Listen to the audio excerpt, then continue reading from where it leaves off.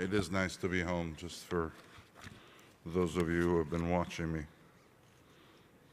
It's been a great experience since I got here last night. But anyway, thank you very much, Frank, and good morning to you all. And I do always enjoy returning to what Frank referred to as my hometown, where I still have an incredible number of memories of where my mother still lives. And so I just want to admit that I'm so tied to this town that when we were debating where to choose, where to place the legal headquarters of the new Fiat Chrysler automobiles, I thought for a moment to pick up a place just north of here where my mother lives. But then I thought at the healthy age of 88, she probably would not have appreciated much of the company of banks, rating agencies, and international investors and the photographers that are sitting in this audience. But anyway, being here for the Canadian International Auto Show, I can't help but feel the confidence and the optimism that is palpable here at the Convention Center. The industry is just coming off its best sales year ever in Canada, with hopes for another strong year based on improving consumer confidence. Pent-up demand, low interest rates, and attractive products helped propel car sales, which increased year over year for each of the last 9 months of 2013. And sales have moved up again in January of this year, and I'm proud to say that Chrysler Canada's results increased by 4%, and we finished as #1 in sales in the country. Now, across the border in the U.S., sales topped 15 million units last year for the first time since 2007, as the industry continues to rebound from one of its darkest periods. And the contrast with the air of fear which existed just a few years ago could not be greater, especially with the 3 North American-based automakers. Each one of us, all of us, are profitable again, and we can be proud of the products that are on display here at the show. The quality of the vehicles that is now coming out of North America can stand up against the competition in any class, no matter what their origin. It's been a phenomenal 5-year journey.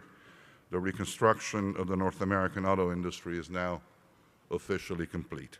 We have reacquired credibility on the world stage, and there's clear, undisputable evidence that the experiment has actually worked. The restructuring has produced new beginnings, and as we had all hoped, these beginnings have set the foundation for a much better tomorrow.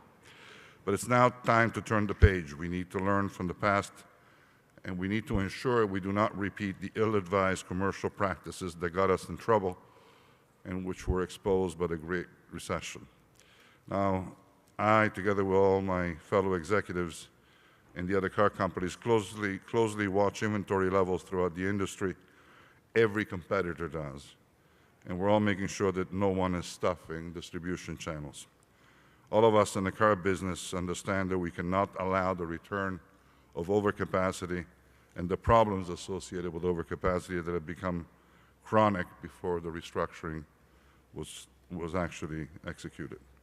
Overcapacity inevitably leads to profit-draining practices, such as the need for massive incentives to prop up sales.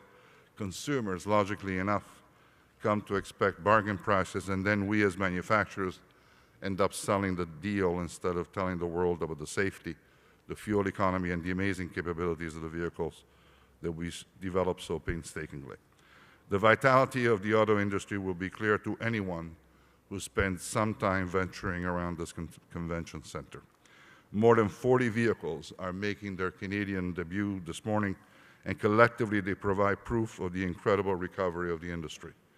The competition is intense, and it is once more focused on the products themselves instead of merely on the discount. And customers spend a considerable amount of time in their cars, and manufacturers are keenly aware that they need to give them an experience that they will ultimately truly appreciate, or else they will go somewhere else. Now, despite the mistakes that the auto sector has made in the past, becoming a leading example of how not to run a business, we are nonetheless proud of the industry. We are a proud industry, one that has transformed society, which has created mobility on a scale that has never been envisioned before. The sector has been synonymous with progress for more than a century. It has helped drive economic growth and raise the standard of living all over the world. The effects on social habits and customs have become profound. Now there's a reversal taking place. It is the needs of society that are transforming our business, and for that reason, it is a crucial moment for our industry.